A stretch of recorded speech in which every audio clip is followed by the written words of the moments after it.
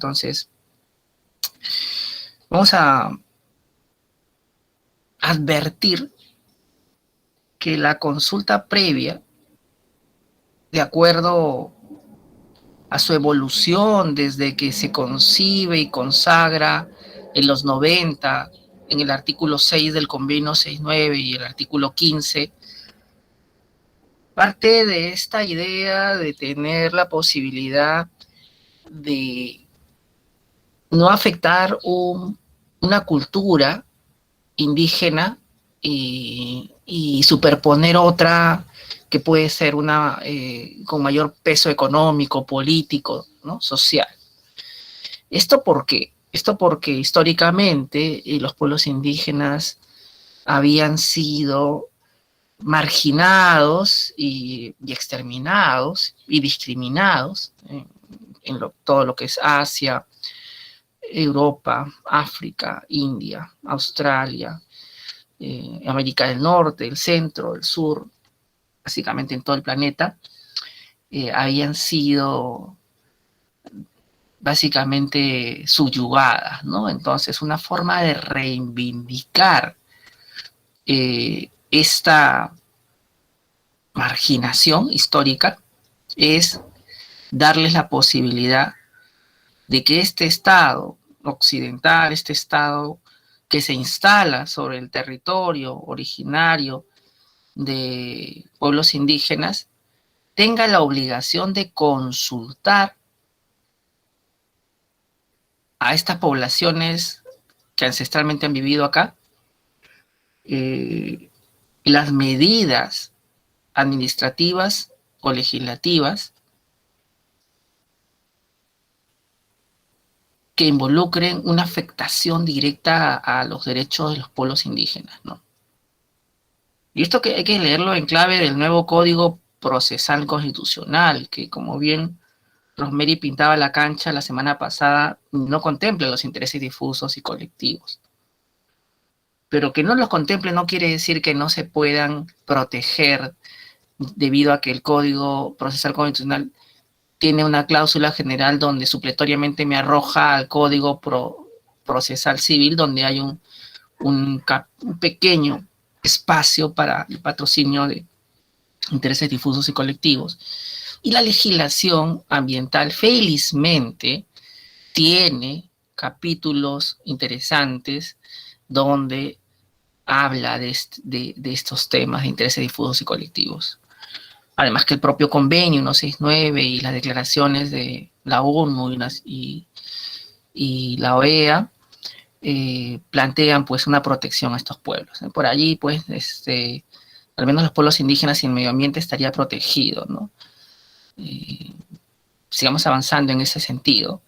Y digamos que, dicho eso, como contexto, hay que determinar nuestro ámbito de análisis, porque lo que vamos a analizar no es una política pública que afecta al Estado, no es una ley que, perdón, no es una política pública que afecta a los pueblos indígenas, ni es una ley que afecta a los pueblos indígenas, ni es un decreto supremo que afecta a los pueblos indígenas, ni es una resolución ministerial que afecta a los pueblos indígenas, sino básicamente estamos hablando de, en el ámbito de derecho ambiental y en esta sección del curso, de aquellas medidas relacionadas a el aprovechamiento de recursos naturales, llámese minerales, hidrocarburos, áreas protegidas, etcétera. Y en ese ámbito vamos a ubicar la consulta previa. Vamos a abstenernos, como un paréntesis metodológico, de hablar de todas las otras medidas que pueden afectar a los pueblos indígenas, pero que no son materia del curso. Entonces, limitada la materia, objeto de análisis, digamos que una de las medidas administrativas que afectan a los pueblos indígenas son los contratos de concesión, de transporte, de minero, de hidrocarburífero, de telecomunicaciones, de transmisión de líneas eléctricas, etc. ¿Por qué?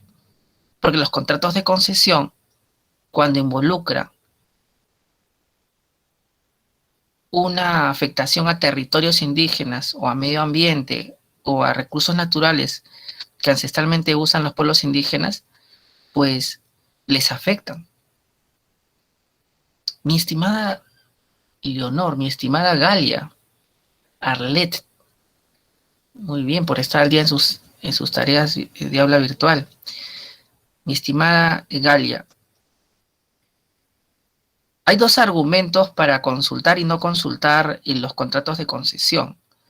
El primero es el dominante, que es todavía no he modificado en el terreno de la realidad, en in situ, in loc, una sola piedra donde están viviendo los pueblos indígenas, dice el Ministerio de Energía, dicen básicamente el SENACE, con el doctor Alberto Barandiarán. Y con ese argumento de que la sola suscripción del contrato no afecta directamente a los pueblos indígenas, pues no se consulta un contrato de aprovechamiento de recursos naturales que podría afectar a los pueblos indígenas, o un contrato de implementación de infraestructura de servicios públicos que podría afectar pueblos indígenas. Un contrato de inversión pública o privada que involucre afectación al medio ambiente no sería objeto de consulta previa porque la sola suscripción no afecta en absoluto la vida, el ambiente y cultura de los pueblos indígenas. Yo aquí quisiera apelar a sus reflexiones para escucharlos. Si están de acuerdo, ayudarme a fundamentar esta postura, y si no están de acuerdo, también ayudarme a entender por qué no sería recomendable esta postura. ¿Qué piensa en este particular Airín Milagros, Hosto?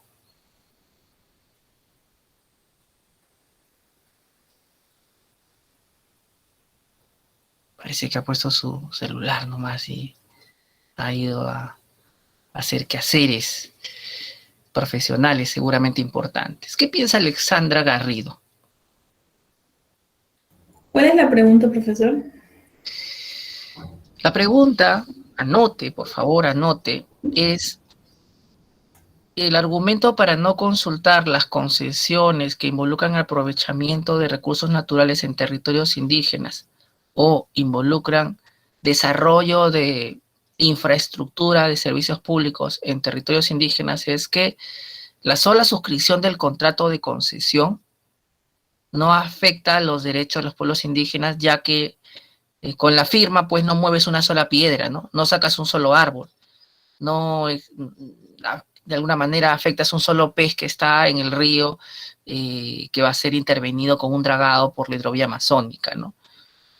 Esa es la pregunta, por favor, atentos a la música, mi estimada Alexandra. Ahora sí, dígame usted qué piensa. Pero yo entiendo que para firmar un contrato de concesión, primero tiene que pasar por otras entidades, ¿no? Entonces, no, bueno, por lo menos lo estoy relacionando con los requisitos que se tienen para obtener un título habilitante, por lo menos en lo que respecta a concesiones.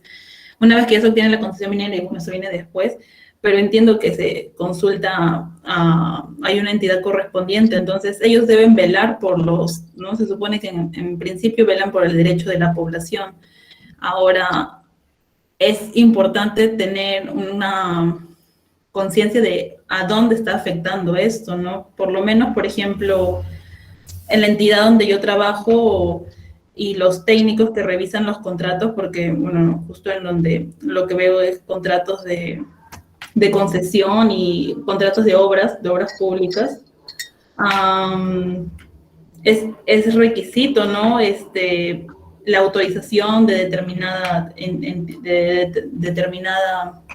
entidad pública o determinada entidad privada, y pasa por un filtro, ¿no? Por lo menos los filtros que yo veo, ¿no? Que son con quienes trabajo, velan se cumplen determinados requisitos, entonces sí me parecería adecuado o correspondiente que quien sea el encargado, ¿no? Me imagino que debe haber una entidad encargada, desconozco, vele por los derechos de estos ciudadanos, ¿no? Fuera de que sean pueblos indígenas o no, que yo otorgue una concesión implica una afectación a un territorio, que se autorice una construcción de un centro comercial frente a mi casa, implica la afectación a mis derechos, a varios derechos. Entonces, no digo que la municipalidad tenga que venir y tocarme la puerta, pero sí tiene que velar por determinadas cumplimientos, ¿no? Ya estoy repitiendo la idea, ¿no? Que se Muy vele. bien, muy bien, Alexandra. Vamos a ver, Erika Quispe, ¿qué piensa usted? ¿Piensa que la sola suscripción de un contrato de concesión de aprovechamiento de recursos naturales no afectaría a un pueblo indígena? ¿O sería de una idea contraria a esa? ¿Qué piensa usted, Erika Quispe? Sí, profesor, buenas tardes primero. A mí sí me causa un poco de suspicacia, por decirlo, cuando hablamos de que si la sola suscripción del contrato amerita o no, pues consulta. Yo lo vería de que sí tendría que haber consulta. ¿Por qué? Porque si ya hay un contrato, o sea, o ya se planea hacer algo, o sea, no es que se va, o sea, no estamos seguros de lo que va a ocurrir, pero ya se está planeando. Entonces, si nos ponemos en el peor caso, digámoslo, de que sí va a ocurrir, entonces es que va a haber todo un proyecto que de por sí va a afectar. Entonces, ¿por qué no prevenir, no? Prevenir haciendo una consulta previa para evitar pues conflictos que puedan ocurrir posteriormente.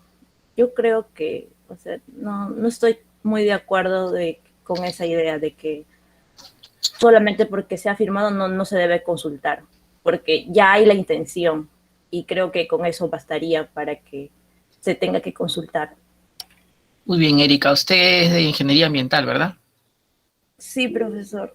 Excelente, porque es bueno que los ingenieros también dominen un poco de derecho y los abogados también dominemos un poco de ingeniería, así que siéntase libre de cuando haya que hacer los aportes de ingeniería ambiental, díganos para que nos complemente. Este es un trabajo en equipo, como les decía al principio de clase. La vida real es un trabajo de más de una persona, ¿no? Y yo necesito del apoyo de mi equipo para poder desplegar una opinión, ¿no? Y en este caso, nos faltaría un antropólogo que nos dé esa opinión también sobre el particular, ¿no? Dicho eso, voy a ponerles un ejemplo para que se entienda la naturaleza de este acto administrativo, que es un contrato de concesión que involucra aprovechamiento de recursos naturales en territorios indígenas específicamente, o la construcción de una infraestructura como una carretera en sus territorios. Y les voy a poner un ejemplo muy cercano a usted, ¿no? Cuando usted suscribe un contrato en el banco o con una empresa de telefonía o con su propio empleador, desde el momento que firmó, ya no hay efectos inmediatos, efectos jurídicos que hacen que nazcan obligaciones y que se afecten o no sus derechos, por ejemplo, su libertad de actuación. Imaginemos a Alexandra tenga un horario que empiece a las 9 y termine a las 5 de la tarde. Durante esa hora tiene que poner su trabajo a disposición de su empleador, no puede hacer lo que quiera en ese horario, tiene que subordinarse y hay un poder de dirección sobre ella, de fiscalización y de sanción. Entonces, el momento que firma su contrato de prácticas profesionales o de consultor o de trabajadora, en el solo momento de firmarlo, ya asumió obligaciones y hay una afectación. Entonces, me parece una falta total de alguna manera de comprensión de lo que es la asunción de obligaciones contractuales de parte del Estado del concesionario, el desconocer que ese contrato de concesión va a afectar a un tercero que no ha firmado el contrato y no le estamos diciendo básicamente que vamos a desarrollar un proyecto minero en sus territorios y no le estamos diciendo aquí puedes hacer algunos, ¿qué te parece este acuerdo? ¿No? Podemos mejorarlo para que tú no te sientas preocupado por los impactos que en el futuro pueden haber. No, no lo consulto y solamente el Estado y el concesionario toman la decisión, ¿no? Como se supone que aún no se mueve una piedra del proyecto, todavía no te ha afectado, pero no es verdad. Ya me afectaste porque ya hay un compromiso del Estado de apoyar este proyecto de infraestructura o extractivo en territorio indígena y nadie les dijo nada a los indígenas. No, se publicó el petitorio minero en el diario oficial del peruano. Ya, a ver, te voy a mandar al BRAE y cuando estemos ahí en el río N, después de haber navegado 5 horas, te voy a pedir, consígueme un peruano. O te voy a pedir, consígueme internet.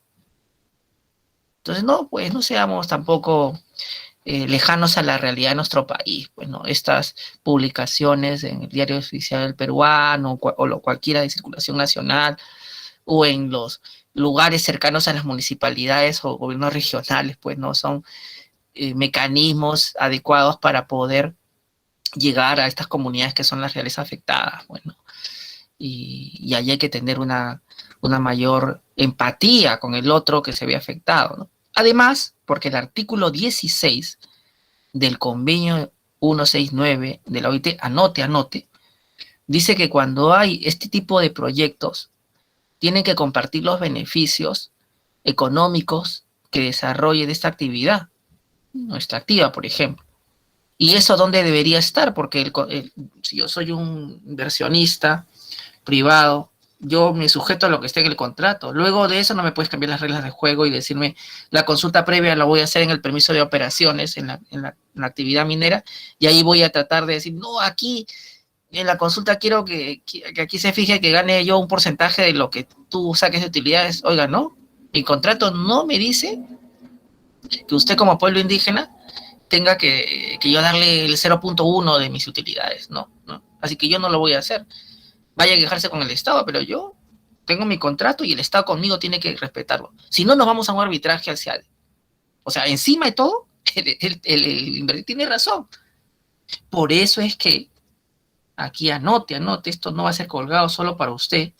Anote, las consultas previas, en el caso de los contratos de concesiones, se hacen sobre el decreto supremo que aprueba el contrato de aprovechamiento, por ejemplo, de hidrocarburos, donde el Estado y el pueblo indígena hablan de tú a tú y fijan reglas de juego que les sean beneficiosas tanto al Estado como a los pueblos indígenas, y luego ese contrato, validado en este diálogo intercultural entre el Estado y los pueblos indígenas, recién pasa a ser firmado por el concesionario, que no entra a tallar acá, no es un tercero en discordia, porque yo como Estado primero tengo que validar ese documento que va a permitir que aproveche recursos dentro de sus territorios. Eso es en fondo una forma de licencia social, es en el fondo una forma de pacificación del país. Pero ¿qué es lo que ocurre? Normalmente no se hace eso. Y se suscriben los contratos sin haber hecho una consulta previa que entre el Estado y en diálogo intercultural con los pueblos indígenas validen unas cláusulas donde básicamente mis estimados samarquinos digan por lo menos 3 cosas. Primero, si va a ser un aprovechamiento de recursos en mi territorio ancestral, ¿cuánto de beneficio económico voy a tener acorde con el artículo 16 del convenio 19? Acá no es que se me ocurrió, soy de patria libre o de lo que usted quiera, no, el artículo 16 dice eso y no se cumple. Es más, en el reglamento de la ley de consulta previa también está consagrado ese derecho. Entonces, ¿dónde podríamos hacerlo cumplir? En el contrato que va a suscribir el concesionario antes que lo firme. Después ya no se puede porque usted como inversionista ya has hecho sus cálculos de ganancias y no va a aceptar que le impongan algo que no fue objeto de negociación antes de suscribir el contrato, ¿no? ¿No es verdad? Entonces, esto es como cuando mi estimada Leonor contrata su servicio de teléfono y cuando lo contrató no le van a decir, uy, te subo 5 soles más y ya no te voy a cobrar lo que te prometí. No, usted me dijo 90 soles mi tarifa o 30 soles y yo no pienso pagar un sol más, si no lo denuncio a Oxitel. porque me está cambiando las reglas de juego. Es igualito con el inversionista. O sea, el inversionista no va a aceptar que después de suscrito el contrato le fijen un beneficio económico para las comunidades que afecta en función del artículo 16 del convenio 69, ¿no? Además, porque el convenio 69 es vinculante al Estado, no tiene nada que ver el concesionario. El concesionario entra cuando ya el contrato está validado, totalmente, Alexandra Cornejo Quispe, validado. Este es un elemento fundamental. Profesor, usted está hablando de cosas etéreas, platónicas, ¿no? Mundo ideal. No. Este mecanismo de validación de contratos se hace en el ámbito de hidrocarburos. Un ejemplo es el caso del lote 195. En el ámbito de hidrocarburos es uno de los pocos ámbitos donde se consulta el decreto supremo que aprueba los contratos y donde discutimos estas cosas, donde su profesor ha estado. O sea, a mí no me van a contar que no se cumple, yo he estado ahí. Hay un día café, les muestro las fotos, todas las cosas que hemos estado experimentando en vivo y en directo, ¿no? Entonces, sí se puede, no es que no se pueda, sí se hace. ¿Se hace en el sector minero? No. ¿Se hace en el sector eléctrico? No. ¿Se hace en el sector transporte? No. ¿Se hace en el sector? No, es verdad. El único donde el que lo hace es el de hidrocarburos. Entonces, ¿por qué no se hace en otros sectores? Es una pregunta, como dicen por ahí, un YouTube, que jamás obtendrá respuesta, ¿no? O que usted la sabe, pero no vamos a debatir acá porque no es una clase de ciencia política, pero ya usted se responderá en casa. Entonces, para cerrar esta primera idea, el contrato de concesión se debe consultar porque en ese se fijan las reglas de juego de lo que va a ocurrir en el territorio indígena antes que entre el concesionario. Y es un diálogo intercultural que tiene el Estado y el pueblo indígena. Una vez que validan ese contrato, recién puede entrar el concesionario a suscribirlo, ¿no? De esta forma, vendrá el concesionario que se interese por un contrato que se ha hecho en concordancia con los tratados internacionales que consagran derechos de los pueblos indígenas, ¿no? Además de un beneficio económico, el otro elemento que se discute en estos diálogos interculturales, estas consultas previas, es el tema de que los pueblos indígenas se vean beneficiados con que se les dé la posibilidad de que tengan trabajo sus comuneros, porque normalmente una mina, una empresa petrolera trae gente de Lima, por eso se contagiaron de COVID mucha gente. De Lima salía gente, de Arequipa salía gente de Cusco, salía a las minas, no tomaban gente del lugar.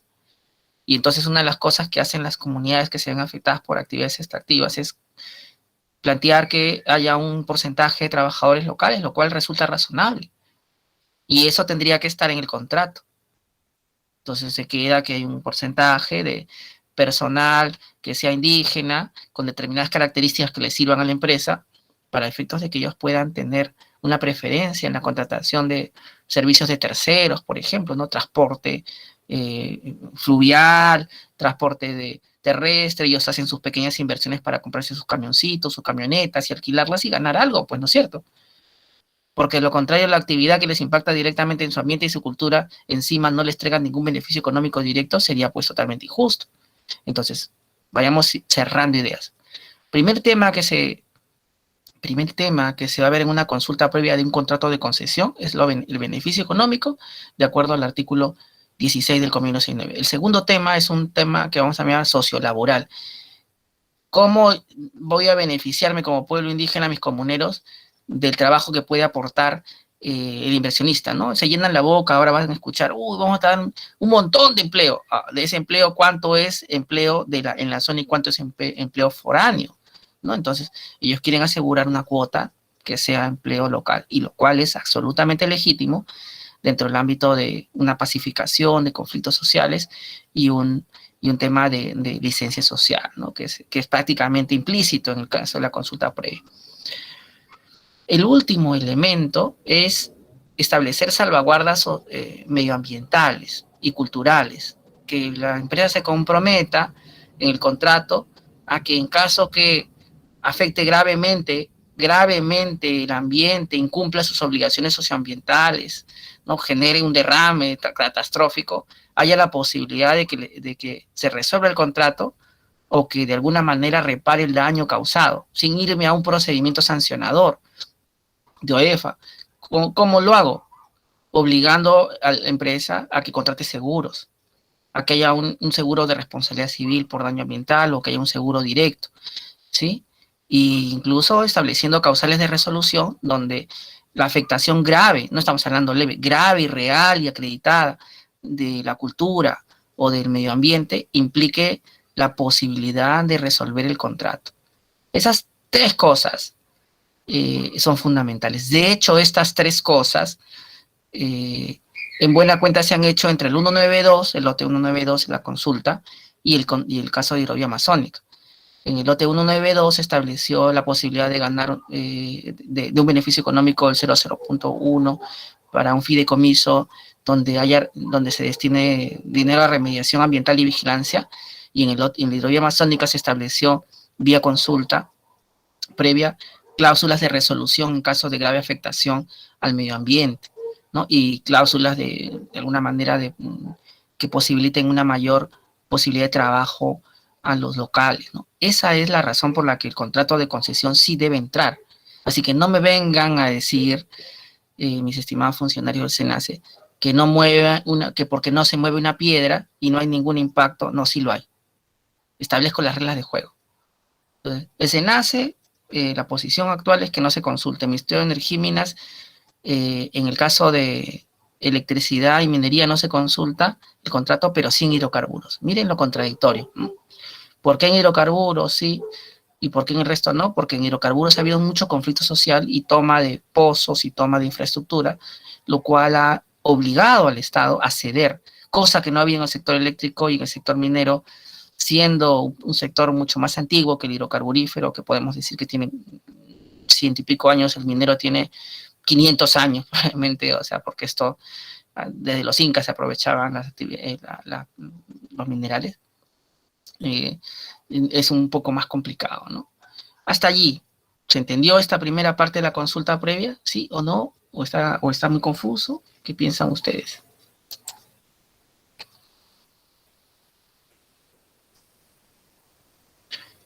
Leonor.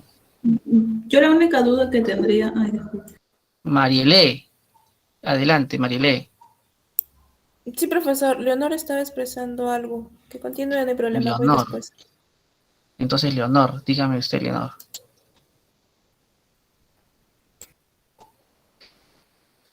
Alexandra, dígame brevemente su opinión. O sea, la consulta previa está pensada para los pueblos indígenas amazónicos, no para los pueblos, las comunidades campesinas o demás. Es una buena interrogante. Vamos a responderla junto con lo de Marielé. Sí, profesor, no me quedó claro, otra vez lo escuché mal. En el caso de, bueno, entiendo que solo por las concesiones de hidrocarburos se realiza una consulta previa y en los demás casos, ¿qué es lo que procedería? ¿Cómo quedaría? No me quedó claro esa parte. No se preocupe porque de los demás casos vamos a ver clases en particular sobre qué ocurre con los demás casos, como el minero, el eléctrico, el forestal. Pero le adelanto que la normatividad de consulta previa es sectorial. O sea, yo he decidido en el sector minero no consultar el contrato de aprovechamiento de recursos, de exploración y explotación minera, tampoco el estudio de impacto ambiental, y solamente consulto el permiso de operaciones. Ese es el sector minero. En el sector forestal he decidido que se consulte el permiso de desbosque. Y luego tenemos unas contradicciones, ¿no? Porque puede ser que en una actividad minera haya que hacer un desbosque y se consulte el permiso de desbosque, pero no se consulte el estudio de impacto ambiental que contenía ese permiso de desbosque. Entonces, tenemos un esquema que ya te has dado cuenta, mi estimada Marielé, que es bien caótico. Hay reglas de juego por sectores. Y yo acá me voy a centrar en los que son más conflictivos, que son hidrocarburos, electricidad, minería, transporte y comunicaciones, y posiblemente forestal. Esto lo vamos a ver más adelante en el curso. Esto solamente es una introducción. Lo que quiero que quede claro es, más allá del sector, porque lo que tenemos que fijar primero es cuáles son las reglas que deberían ser generales a todos. No preguntarnos cómo se aplica en cada uno de los sectores, porque esa va a ser una historia que tenemos que explorar caso a caso, ¿no? Pero lo primero, mi estimado Marilena, que tenemos que tener claro es cuáles deberían ser las reglas ideales. Como saber, o sea, que los colores del semáforo y saber que uno es para detenerte, otro es para que pases y otro es para que esperes.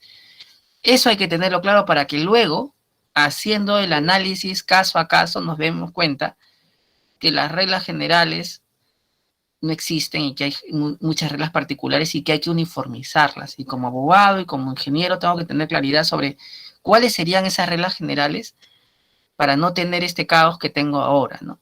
Marilé, dígame ahora que quería... Sí, profesor. Sí, sí. El perrito está ladrando, mil disculpas por eso. No se preocupen, él también tiene derecho a expresar su opinión. Su opinión, su opinión. Mi duda era entonces, esta regla general, o sea, para que me quede un poco más claro, no se aplica en todos los sectores, entonces. Es como Exacto. que esta premisa general no es aplicable a todos. Es cierto. Efectivamente. Y yo le estoy diciendo aquí básicamente, Marilé, para mí 2 más 2 es 4. Pero en el sector de transporte y comunicaciones es 5, pero en el sector de minería es 7, pero en el sector de transporte es 8, ¿no? O sea, yo le doy mi regla general, ideal, pero le adelanto que cuando veamos sector por sector, esta regla general no se va a cumplir porque es la interpretación que surge de la jurisprudencia constitucional y de la jurisprudencia de la Corte Interamericana. O sea, estas reglas de juego, este semáforo que podemos decir que estamos haciendo sobre consulta previa, no es que se me ha ocurrido, sino es el reflejo de la jurisprudencia que en un momento vamos a desarrollar. ¿Me dejo entender, mi estimada Marilé? Sí, profesor. Y ahí me surge otra duda también, porque yo tengo entendido, al menos que a nivel de la OIT y de la Corte Interamericana, dicen que se debe consultar todas aquellas disposiciones o medidas que afecten a alguna determinada comunidad. Y menciona dentro de estas medidas las administrativas también. Entonces, al no hacer, aplicar esta regla general y solo hacerlo por un sector y en los demás que sea diferenciado o que sea de acuerdo a cada sector, ¿no se estaría vulnerando también lo que nos dicen estas instancias internacionales? Efectivamente, Marilé. Justamente por eso los casos en los que vamos a estudiar, se advierte que el Estado peruano, al tener este caos de aplicarlo como a su mejor discreción y conveniencia, transgrede lo que se denomina los estándares internacionales de consulta previa. Los estándares internacionales de consulta previa te obligan a consultar el contrato de concesión, el estudio de impacto ambiental y el plan de abandono, de cierre o de remediación que haga sus veces cuando termina la actividad. Esos son los estándares internacionales de la consulta previa, que el Estado peruano no respeta. Por eso es que la tarea 4 grupal es cómo este año, en enero del 2021, la Corte Suprema dice, basta ya, Estado peruano. Yo te voy a poner 14 reglas que debes regirte y son oponibles a todas las entidades del Estado y dejo sin efecto una disposición que venía desconociendo estos 14 estándares. Por eso es interesante revisar la jurisprudencia del Poder Judicial, porque en el Poder Judicial sí hay uniformidad, no hay caos. Para ellos está claro que si no consultas el contrato de concesión, tabla, nulo. Si no consultas el estudio de impacto ambiental, nulo. Y todavía no hay un caso, pero es absolutamente previsible que si no se consulta un plan de cierre, un plan de abandono, también se declare la nulidad.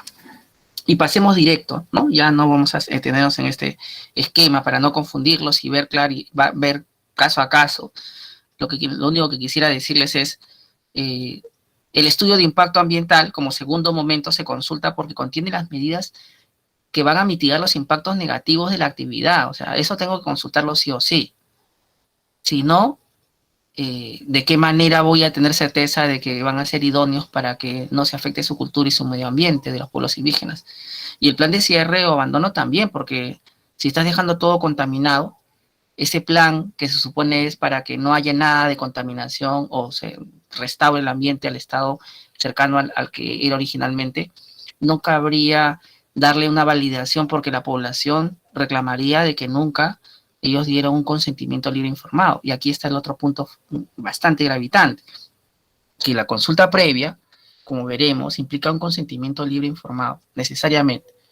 Todos estos temas son parte de su cuarta tarea. Yo les voy a spoilear un poquito, pero ya ustedes en grupo van a debatir esto con mayor intensidad y hay algunas dudas que tiene Alexandra ya en situ con la resolución que he mandado, va a resolverlas, pero claramente en los casos anteriores que hemos estado viendo, de caso de COFOPRI, caso de la legislación de áreas protegidas o de recursos hídricos que no se quiso consultar por parte del Estado, el argumento era solamente se consulta a los amazónicos porque yo entiendo que los que tienen plumas y las mujeres el pecho descubierto son indígenas, los demás ya son como nosotros, ¿no? Mestizaje, son iguales a nosotros. Y la respuesta es que no. La consulta previa, de acuerdo con convenio 969, es a los andinos, a los amazónicos y a los afrodescendientes. Doctor, pero yo veo que la comunidad que está en Ayacucho, Cusco, ya es como que fuera yo, ¿no? Igualito. No. ¿Tú hablas quechua? No. ¿Tú tienes cultura de pago a la tierra? No.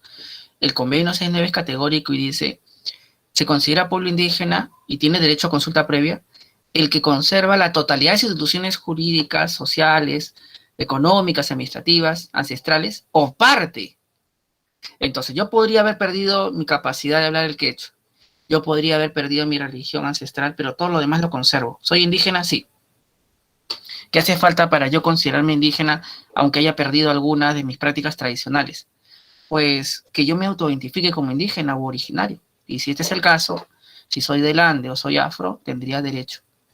Ojo que el derecho a la consulta previa no es un derecho individual, es un derecho colectivo. Tendría que ser una comunidad de personas, una comunidad, un grupo de personas que vivencien una cultura, los que digan, hace falta consulta previa, y estoy en estos tres grupos, o andino, o amazónico, o afro.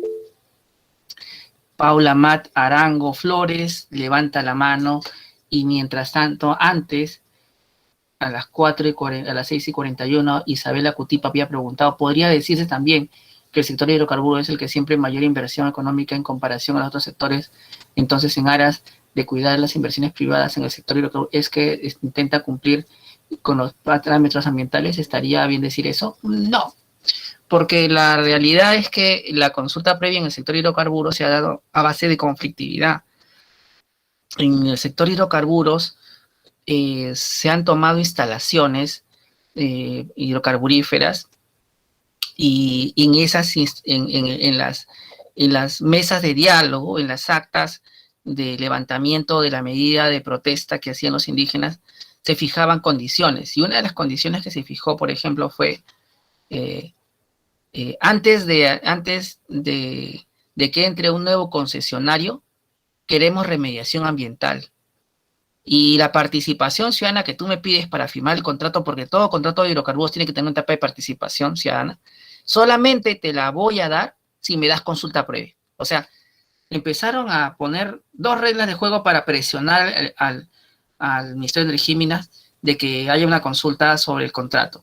Una primera, no aceptar ninguna empresa nueva cuando se vaya a otra si no remediaron los pasivos ambientales. Una segunda regla, el requisito de participación ciudadana de un contrato de hidrocarburos no se va a dar si es que tú no garantizas que posteriormente va a haber una consulta previa. Y así se consiguió. Entonces, no es por la necesidad de tener mejores estándares, sino fue por presión de la población amazónica, indígena, en el ámbito de Loreto, en que se va conquistando estos derechos. Y esta es la razón por la cual en otros sectores, tal es el caso de minería o electricidad, que tienen otros esquemas, en los otros sectores, la participación ciudadana antes de la suscripción del contrato no es obligatoria. Es más, cuando te otorgan un petitorio minero, no lo hacen de la misma forma como un contrato de hidrocarburos, donde el esquema es el siguiente. El Estado no negocia, negocia Perupetro. Perupetro es una empresa del Estado que negocia la suscripción de contratos con los inversionistas. Luego, el contrato que va a suscribir Perú Petro y un concesionario tiene que ser validado por el Ministerio de Energía y Minas. Él da él da el visto bueno. Ese visto bueno es el que se va a llevar a consulta previa y ahí es donde se cambian las reglas de juego para que sea acorde con la realidad amazónica y que está siendo objeto de cambios. Ese esquema no hay en minería, ese esquema no hay en electricidad, ese esquema no hay en transporte, ese esquema no hay en el tema forestal. La dinámica y el esquema de hidrocarburos hace que la consulta previa tenga una potencia y una realidad mucho más concreta, ¿no? Y GEMET no tiene el mismo esquema que Perú Petro, ¿no? Porque la relación es otra, no es la misma, ¿no? No es la misma. No, en el ámbito de hidrocarburos es una especie de triangulación, ¿no? Finalmente el contrato se suscribe entre Perú Petro y el concesionario. En el caso de los temas de concesiones mineras se suscribe entre el sector, no una empresa del Estado, sino el propio Estado peruano suscribe a través de una entidad pública el contrato con el concesionario.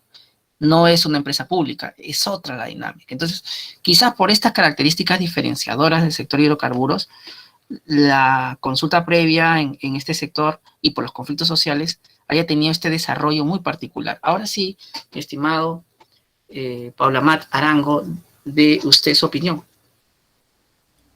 Doctor, era una consulta. Yo tenía entendido que la consulta previa no aplicaba para comunidades campesinas. No sé si me he confundido o... No, es vamos a echarnos atrás un ratito, ¿no? Esos argumentos que ustedes dicen, es probable que los hayan leído, no está confundido usted, es probablemente que esos argumentos se leen en los casos de la sentencia 022-2009 PITC, donde el procurador del Estado peruano dice, en el Perú no hay comunidades campesinas porque hay un mestizaje y los únicos a los que se les debe realizar consultas son los amazónicos. Este mismo argumento se repite en el caso el caso de la consulta de áreas protegidas de 023-2009 PITC, y también se repite en el caso de este tema de 024-2009 PI del decreto legislativo 994, y también se repite en el 025-2009 PI en el tema de las normas de recursos hídricos. Efectivamente, lo que usted dice es lo que dice el procurador, literal lo dice. En el Perú, a los únicos que se les debe hacer consulta previa son a los amazónicos. Los campesinos, los andinos, no se les hace consulta porque ya están completamente integrados. Es más, son mestizos. Y aquí la Corte Interamericana y la jurisprudencia constitucional de Corte Suprema como de Tribunal Constitucional es categórica, no. Siguen siendo pueblos indígenas porque tiene que leer bien usted el artículo 1, le dice al Estado peruano, el artículo 1 del convenio 69. La autoidentificación como pueblos indígenas y que conserven partes de sus tradiciones son suficientes. Tú no puedes usar el tema del mestizaje como un argumento para desconocer derechos. Y de hecho, valgan verdades, los andinos, por mucho que hablen español, por mucho que tengan algunas costumbres que son sincretismos como la religión católica, no han perdido su cosmovisión del mundo andino, tienen una naturaleza distinta. De hecho, levante la mano quién hace pago a la tierra acá, o sea, levante la mano, dígame usted, su manito, quién hace pago a la tierra, ¿no? Ninguno. Aquí lo está levantando, ¿no? Ni siquiera Erika, que yo pensé que iba a levantar la manito, pero nadie hace. Ahí está, Marilé, también su compañera Isabel. Bueno, los que hacen pago a la tierra quiere decir que la familia, sus comunidades de las que forman parte, podrían estar consideradas dentro, si se autoidentifican como comunidad, como pueblos indígenas. Porque esa es una identidad cultural que no tenemos los limeños, los characos tampoco, como yo, no tenemos. Y entonces ustedes podrían ser considerados los de esta colectividad a la que pertenecen, porque si tienes pago a la tierra tienes otros elementos culturales que van desde tu propia justicia indígena, tu propia administración, tu propia identidad cultural, que hacen necesario que tú tengas una consulta previa como colectividad, no como individuo, ¿no? Entonces, esa es la razón por la que muchos dudan de que la consulta previa no se haga a los campesinos, a los indígenas andinos, porque se supone que están integrados, ¿no? Ya este es un tema totalmente saneado por la justicia constitucional y ya superado ampliamente. Por eso es importante conocer la evolución de la jurisprudencia. Ya no hay, esa discusión fue en la época de Alan García y de esta primera etapa que contamos la semana pasada. Toda esa primera etapa fue superar este argumento del Estado diciendo que solo los amazónicos merecen consulta previa, los andinos no. De hecho, si se lee la ley de consulta previa y el reglamento, que son posteriores a esta jurisprudencia que vimos la semana pasada, ustedes podrán dar cuenta que ahí hablan que la consulta, que se considera como sujeto de consulta previa a los pueblos amazónicos, andinos y afroperuanos. Se acabó la discusión. Si mi ley de consulta y mi reglamento dicen eso, ya y ni siquiera hay que discutirla, pero el mito de que solo es a los amazónicos se ha instalado a partir de esa defensa cerrada, espartana, que hizo el procurador del Estado durante los primeros casos que hemos estado analizando la semana pasada. Así que su pregunta totalmente pertinente, necesaria, de absolver, ¿no? Muy, muy buena pregunta.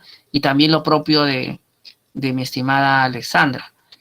Este es un mito que se cayó, es un mito tan mito como la terraplanismo o que la vacuna te hace daño, ¿no? O sea, es un mito que constantemente hay que combatirlo, ¿no? Hay que dejar que siga dándose como algo válido, porque efectivamente ya a nivel de justicia constitucional está superado completamente. Sigamos avanzando, y estas cosas que hoy día he dicho en esta parte primera del curso, vamos a ir validándolas con pruebas.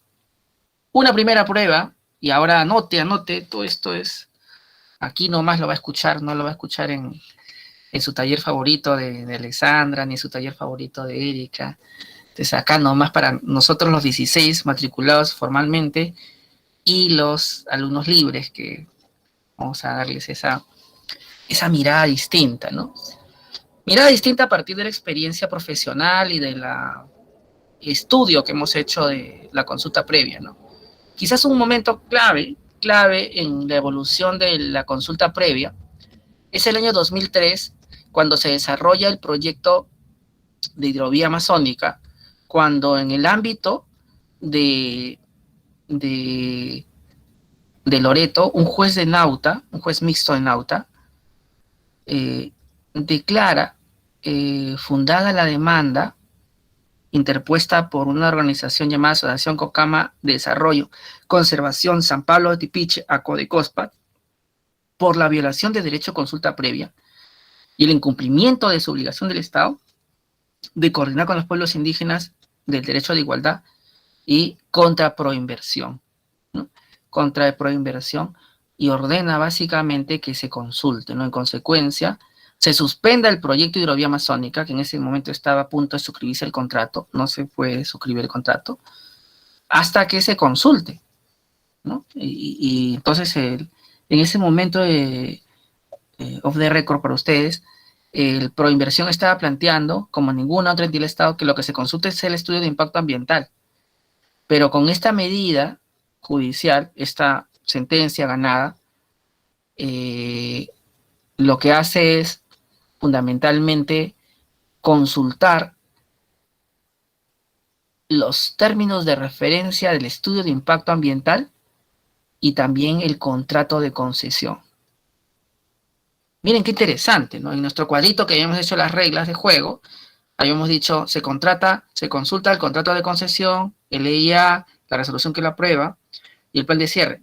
Pero en esta jurisprudencia, lo que dice el juez, lo que ocurre es que el Estado decide, Proinversión y MTC, que se consulte el contrato de concesión más los términos de referencia del estudio de impacto ambiental. ¿Con qué objetivo? Con el objetivo de que más adelante no se consulte el estudio de impacto ambiental, porque tú ya fíjate la forma de hacer estudio de impacto ambiental. O sea, esto venía con trampita, ¿no? Así hay que decirlo. Pero interesante, interesante. Este es un primer modelo de consulta previa que en aras del principio de progresividad de derechos humanos, mi estimada Rosemary, una vez que sientas un derecho, ¿lo puedes conocer? ¿Puedes volver atrás? ¿Qué dice usted, Rosemary? Usted, que yo la leo, es fan de sus tareas ahí en el aula virtual. No, se fue a almorzar. Disculpe, profesor, ¿puede repetir la pregunta? ¿Qué piensa usted de esta postura del Ministerio de Transporte y Comunicaciones de consultar no solo el contrato de concesión, sino los términos de referencia del estudio de impacto ambiental? O sea, ¿cómo hacer el estudio de impacto ambiental?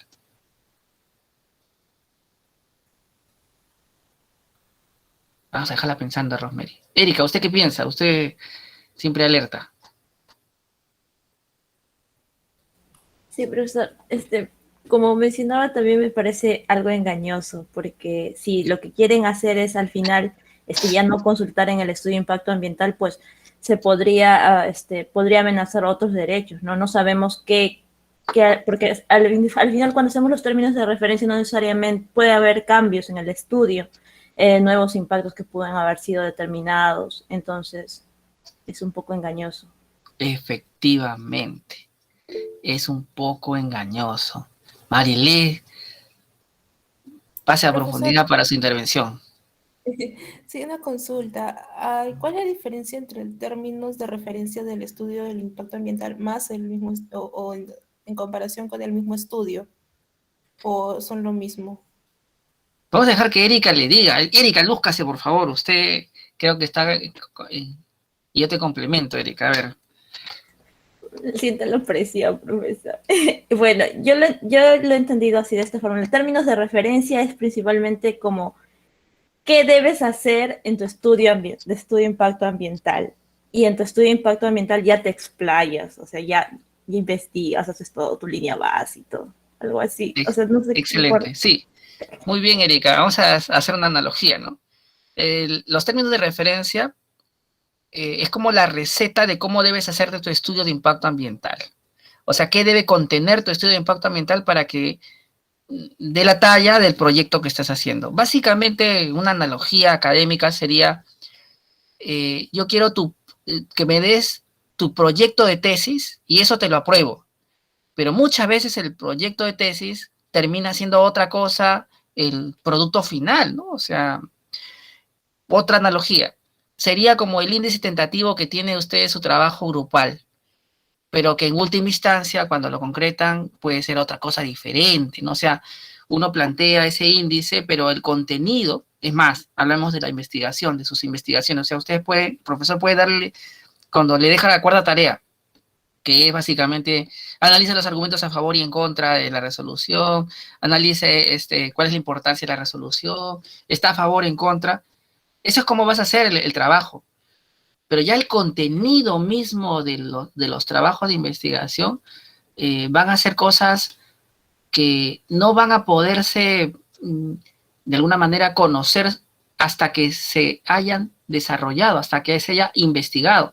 Cuando yo planteo un índice tentativo, lo hago en mérito de que creo que voy a encontrar suficiente información para hacer ese trabajo, pero posiblemente modifique ese índice, ese proyecto de tesis, en función que no encuentro bibliografía y lo vaya a cambiar.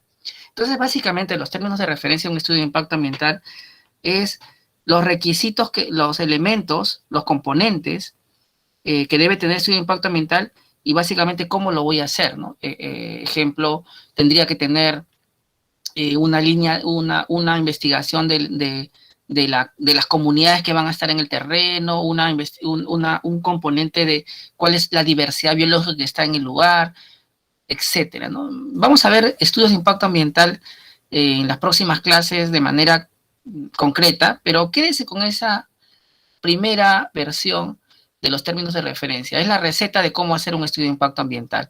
Y el estudio de impacto ambiental ya es la consumación de ese índice de esas indicaciones para hacer el estudio de impacto ambiental.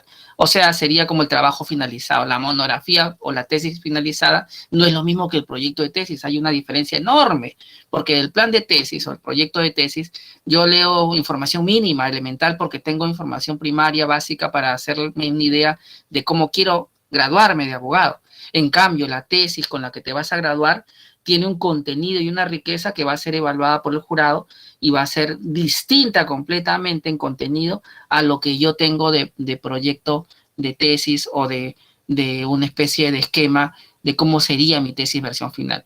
Es injusto, lo que discutíamos aquí con Erika, es que tú le quieras dar este proyecto de tesis, esta receta, este índice tentativo a los pueblos indígenas como algo que ya es suficiente para yo saber cómo finalmente va a terminar el trabajo final, que sería el estudio de impacto ambiental, o que en la analogía sería la tesis terminada, porque es como que me pidieras, y acá una analogía que les puede servir, que yo como asesor de tesis, por aprobar tu proyecto de tesis, por decir, va, Erika, bien grande, Erika, me sujete esa opinión a cuando yo sea tu jurado, te apruebe la tesis. No, yo podría decirte, mi estimada Erika, que tu proyecto de tesis va, pero te jalo en el grado porque el contenido fue cualquier cosa, ¿no? O sea, ¿me dejo entender? ¿Qué les parece ese ejemplo? A ver cómo va.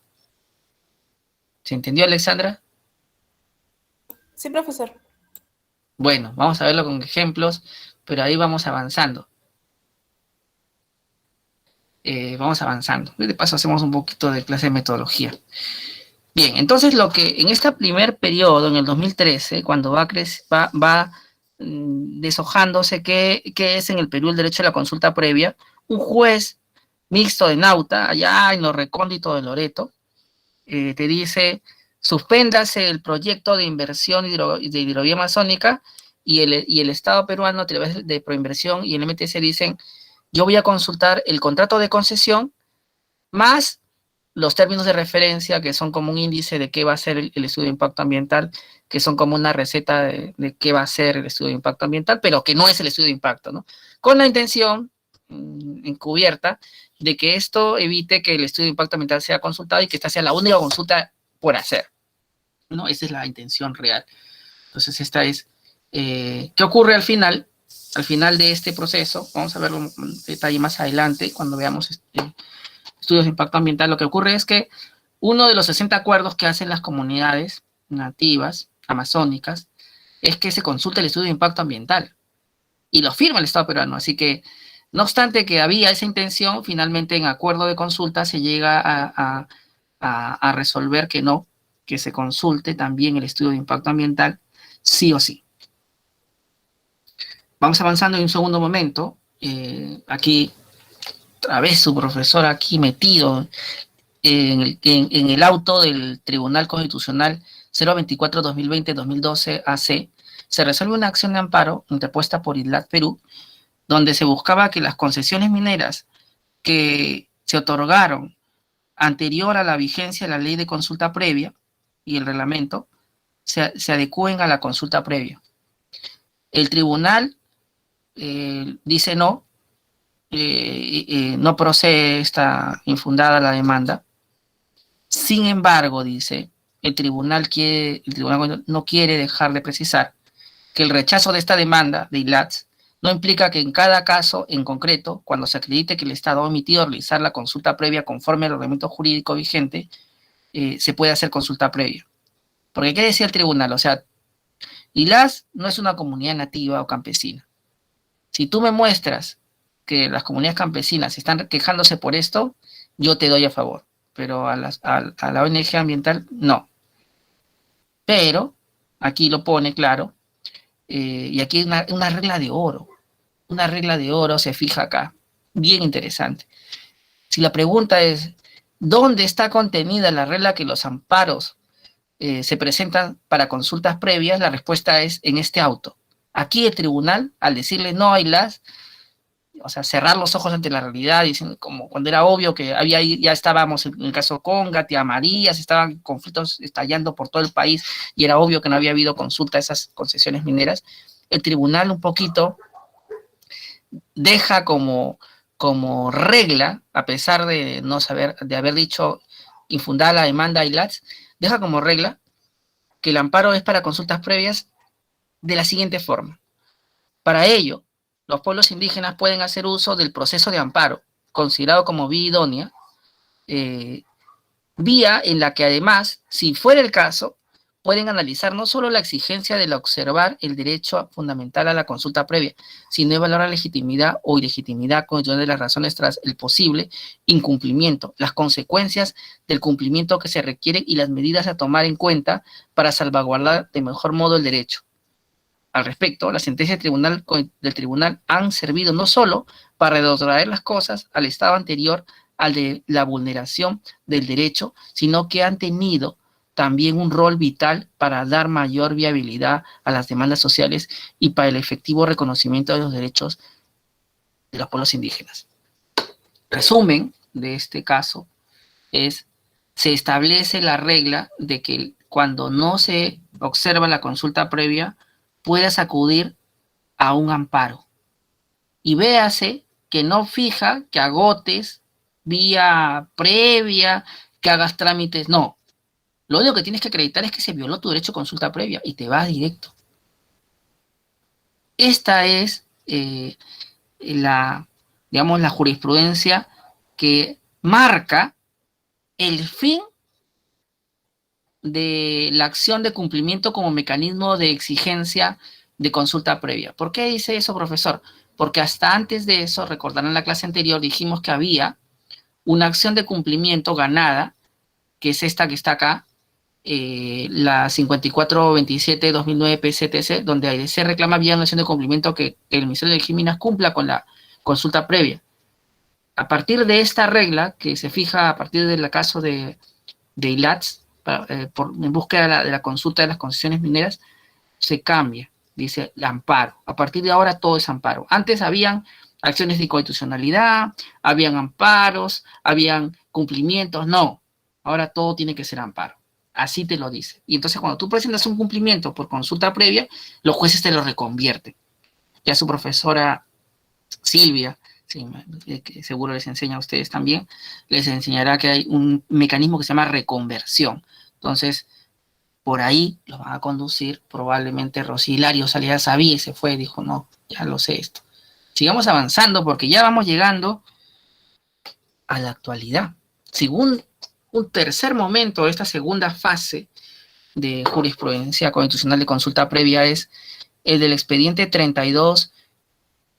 32-365-2004 que se dio en el cuarto juzgado constitucional de Lima, donde lo que se pretendía es que se consulten los estudios de impacto ambiental de la actividad hidrocarburífera. Como hemos dicho, lo que se consulta en la actividad hidrocarburífera es el contrato de concesión, gran conquista de los pueblos indígenas amazónicos de Loreto, que se extiende para todos los demás. Sin embargo, se dieron cuenta que esto es inútil, que me consultes el contrato es inútil si es que no me consultas, mi estimada Erika, el estudio de impacto ambiental donde se identifican los impactos negativos y las medidas para tomar para que estos impactos no afecten la salud, el medio ambiente, la diversidad y la cultura. Entonces, se interpone esta acción y ganan, ¿no? Ganan y declaran fundada la demanda y ordenan la nulidad del decreto supremo que aprobó el contrato de licencia de exploración y explotación y también la resolución directoral que aprobó el estudio de impacto ambiental para explorar 2 pozos exploratorios. También ordenan la suspensión de las actividades de exploración del lote 116 que están realizando o se hayan realizado en las provincias de Condorcanqui. Miren, interesante. O sea, se va armando nuestro cuadrito que estábamos diciendo, que decíamos que mi estimada Rosemary dudaba. No, doctora, hay varios. No. Justamente este cuadrito se ha hecho en función de estas jurisprudencias, ¿no? Entonces, ya hemos visto que el contrato de concesión había sido aceptado con los términos de referencia que se consultan en el caso de hidrovía amazónica. Pero en el caso del lote 116, avanzamos a que el estudio de impacto ambiental también se consulte. Y en forma intermedia, en esta evolución jurisprudencial, se fija como regla que el amparo sea el recurso que se aplique por omisión de consulta previa. ¿Me van siguiendo? Ya vamos acabando, 7:16. Diga sí, si me va siguiendo, si no, paro. Siga, profe. Sí, profesor. Adelante, sigamos adelante. Son temas complejos que yo no quiero correr porque tenemos también invitados que me interesa mucho que estén atentos. Hay una jurisprudencia que, si bien es cierto, no se relaciona de manera directa. Vamos a ver. Sí. Sí se relaciona directamente. En la primera instancia se determina esto. Sin embargo, en los procesos judiciales tenemos 2 instancias y hasta 3. 2 instancias ganadas quiere decir que ya se acabó el proceso judicial porque gané 2 veces. Si gano la primera y pierdo la segunda, tengo que ir al Tribunal Constitucional. Este caso, se gana en la primera, pero el Ministerio de Energía apela. Apela y en segunda instancia la sentencia dice lo siguiente: suspéndase la vigencia del contrato de licencia de exploración, no lo anula, suspéndase las actividades de exploración del lote 116, ahí está igual, y en lo que se mantiene es ordena al Ministerio de Energía y Minas y Perú Petro que realice un nuevo estudio de impacto ambiental para explorar 2 pozos, el mismo que deberá ser consultado y obtener el consentimiento de los pueblos indígenas afectados junto a la consulta previa de exploración y explotación de hidrocarburos. Entonces, si vemos la primera sentencia del caso del lote 116, dice básicamente nulidad del contrato, ¿no? Y nulidad del estudio de impacto ambiental. Aquí cambia y dice, hagan un nuevo estudio de impacto ambiental, consúltenlo y también requerimos consentimiento de los pueblos indígenas. Seguimos avanzando. Ya no solamente hablamos de consulta, sino a partir de este momento, la jurisprudencia constitucional empieza a exigir consentimiento en el caso de actividades extractivas. Seguimos avanzando porque en la historia de la consulta previa también podemos contar que se dejó sin efecto la norma de Minagri que estaba aprobando lineamientos para la ejecución y aprobación de estudios de levantamiento de suelos para la clasificación de tierras por su capacidad de uso, con fines de saneamiento físico, legal y formalización de territorios de las comunidades nativas, porque al evidentemente vivir los pueblos indígenas en esa zona debieron ser consultados. Fue una acción popular que se gana y se deja sin efecto la norma. Es a lo que se da en la historia.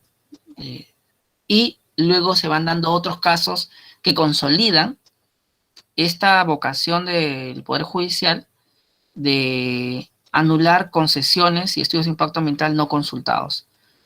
Aquí en este caso, llamado de Tres Islas, en el 2017, la comunidad nativa de Tres Islas presentó a la Corte Superior de Justicia de Madre de Dios una acción de amparo contra el Tribunal Nacional de Resolución de Controversias Hídricas de la Autoridad Nacional del Agua y el Gobierno Regional de Madre de Dios por las concesiones que había otorgado en la zona de estos pueblos indígenas. ¿Y qué ocurrió? El juzgado declaró la nulidad de los actos emitidos o pendientes de emisión que otorgaron 127 derechos mineros, entre ellos concesiones mineras y adjudicación de terrenos y el derecho de uso de agua dentro del territorio de la comunidad nativa de Tres Islas, pues las mismas se dispusieron sin autorización y consulta de la comunidad. Miren, vamos avanzando. Entonces, estos casos van evidenciando que todo acto administrativo llamado concesión o estudio de impacto ambiental o permiso habilitante en territorios indígenas, si no es consultado, se puede anular judicialmente. No, doctor, en el ámbito administrativo no dice eso. Ya lo sé, en el ámbito administrativo no dice eso, pero si te vas a proceso constitucional, va a ocurrir esto. Quiero más. Bueno, más. Vamos a ver, Rosemary, usted siempre pide más.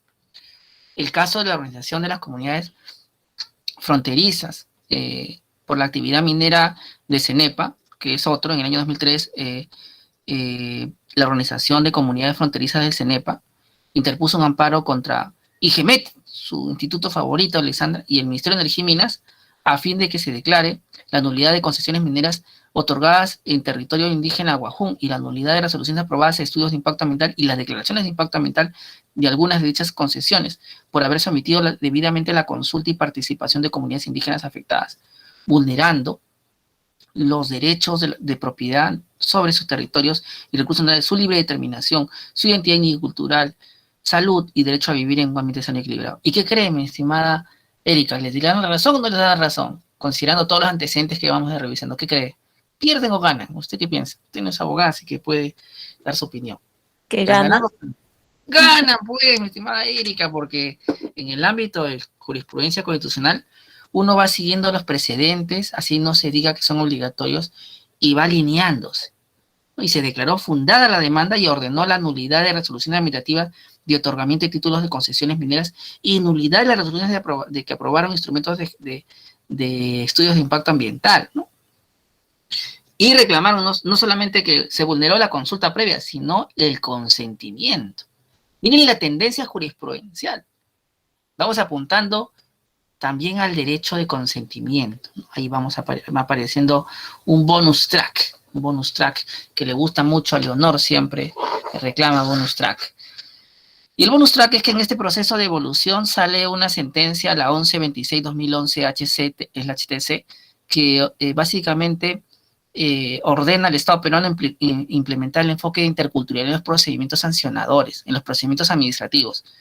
Esta sentencia es anterior a la modificación de la 2744 en relación a esta incorporación de este enfoque de interculturalidad. Es este caso el que obliga a mis estimados amigos Danós, Morón, todo, ahora ya todos son, yo siempre lo dije, fuera de acá en tu libro no estaba esto, después que se ganó el caso recién lo has puesto, o sea, gracioso.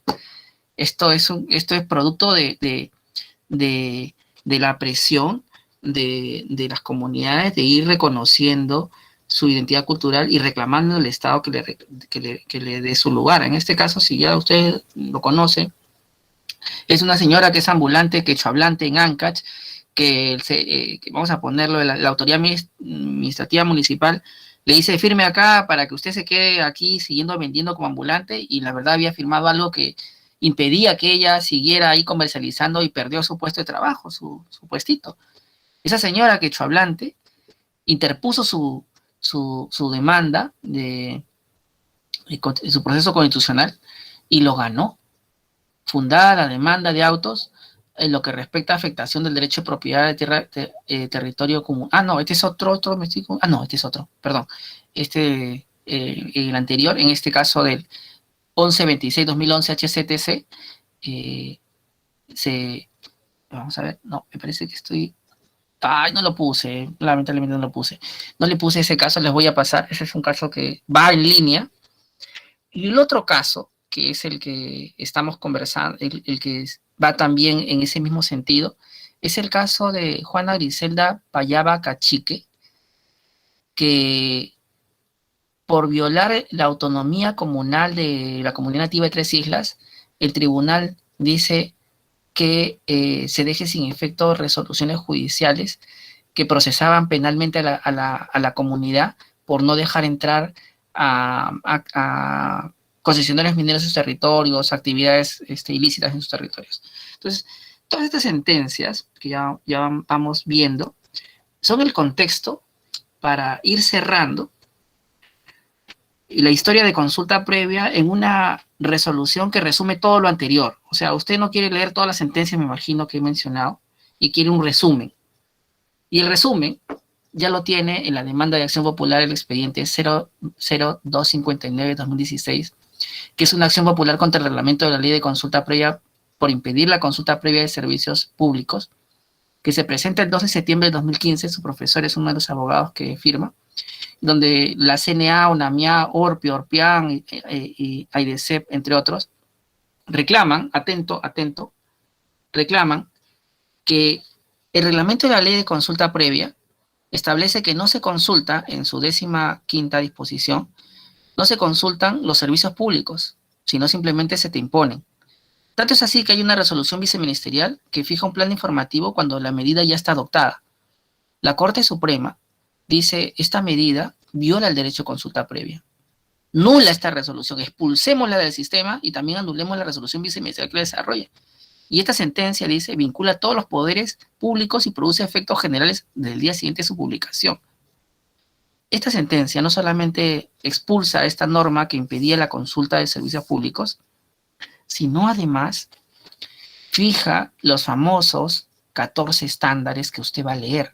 Yo no le voy a contar ni le voy a spoilear, pero fija el estándar 1, que se consulte toda aquella medida que afecta a los pueblos indígenas, el estándar 2, que te dice que tiene que involucrarse a todos los miembros de los pueblos indígenas en la consulta previa, el estándar 3, que te dice que los representantes de los pueblos indígenas tienen que ser elegidos por ellos mismos, según sus procedimientos, el estándar 4, que básicamente cuando hayan pueblos indígenas, varios pueblos indígenas, no se haga una fragmentación de la consulta previa y se aproveche que hay disputas entre clanes o comunidades, sino que se haga una consulta previa totalizadora.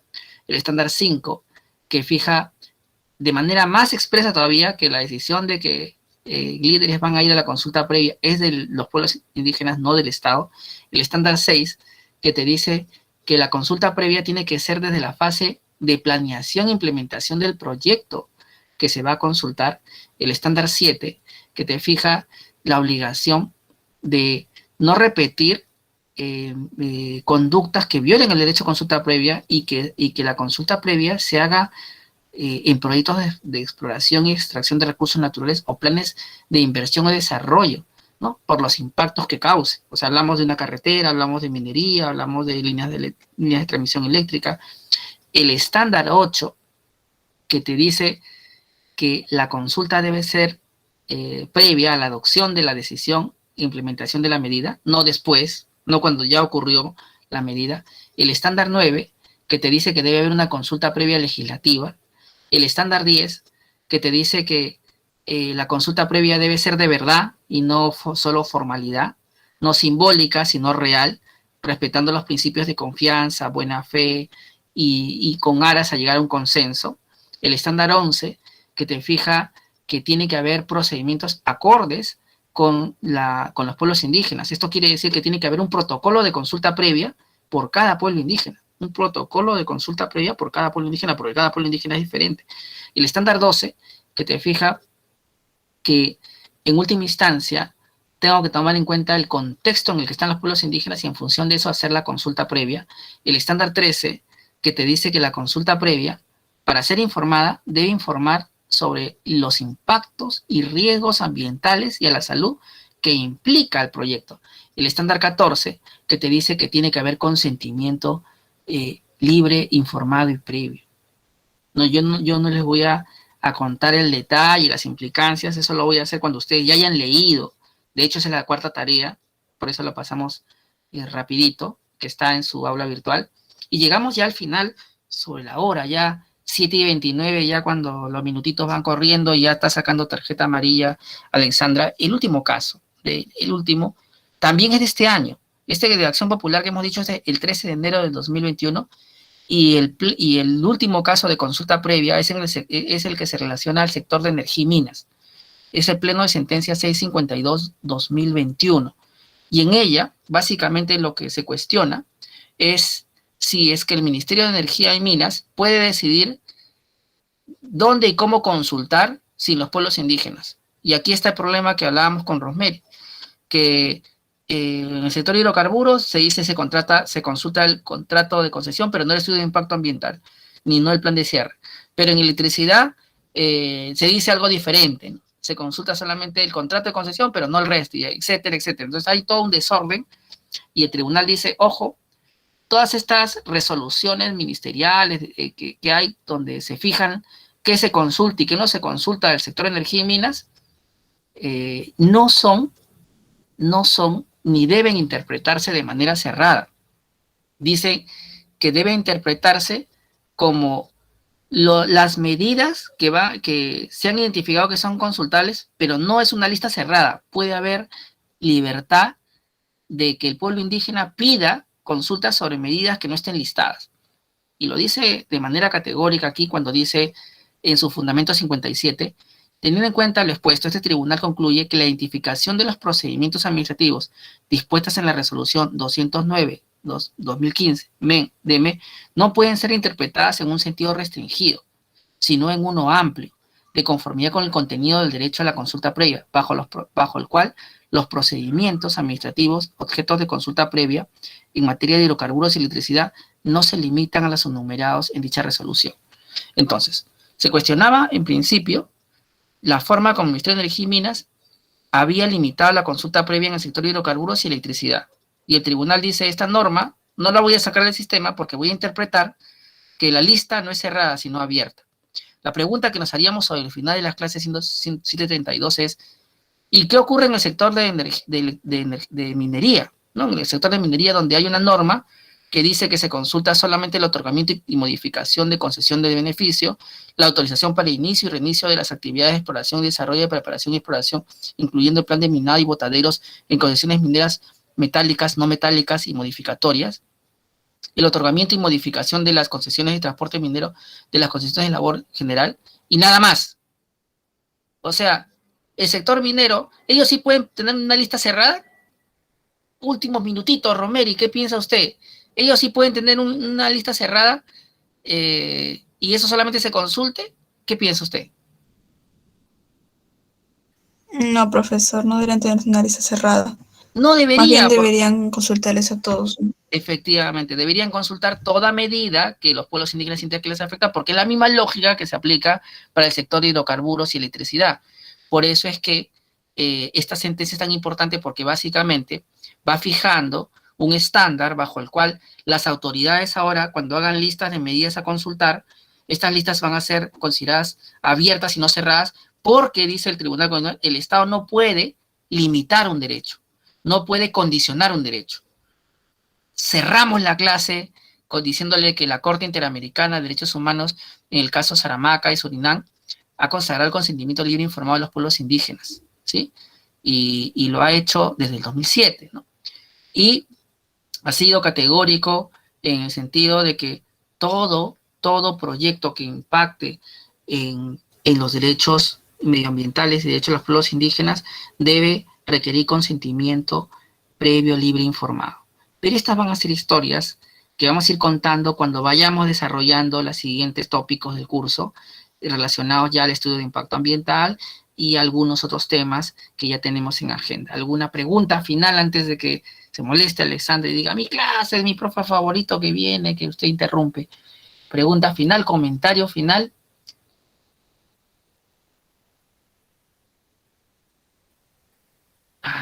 Erika, nos hemos quedado solos. ¿Usted qué piensa? ¿Qué tal? ¿Qué le parece? ¿Qué opinión tiene? No creo, profe, sí están. Profesor, me pareció muy interesante porque yo tampoco, no me quedó muy claro el hecho de que en la consulta previa no solamente eran los pueblos amazónicos, sino también los campesinos y afrodescendientes. Justo estuve hace unos días hubo una charla de eso y la expositora mencionaba ese caso, y si yo hubiera sabido eso, o sea, yo hubiera podido responder, porque ella decía precisamente de que ya no se podía considerar, pues, pueblos indígenas a personas que ya, justo como lo decía, que están mestizadas, o sea, que ya, pero justo en la OIT, pues, lo dice claramente, ¿no? No tienes que, sino que conserve todas o parte, y pues, creo que falta, ¿no? Falta mucho avanzar en este tema.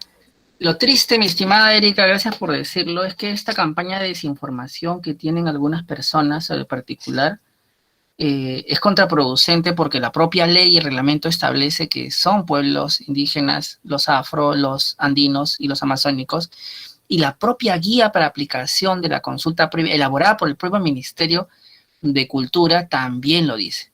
Pero no se preocupen, que el tema de consulta previa va a ser un tema recurrente a lo largo del estudio de impacto ambiental, que es el tema que viene, el Sistema Nacional de Impacto Ambiental. Y esta pregunta quizás sea la última que ha hecho Erika.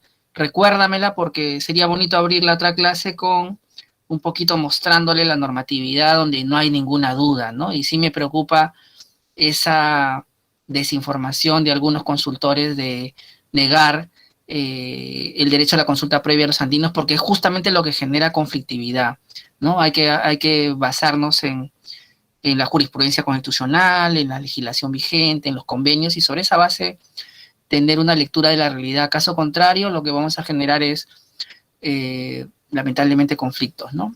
Eso sería todo, y gracias Erika por dialogar hoy día conmigo, que has estado, me has hecho sentir un poco acompañado aquí, que sus compañeros no sé dónde se han ido. Hasta la próxima y cuídense mucho, Sara, Rosemary, Paul, Paolo, Marilé, Leonor, Isabel, Isaac, Galia y todos. Hasta pronto.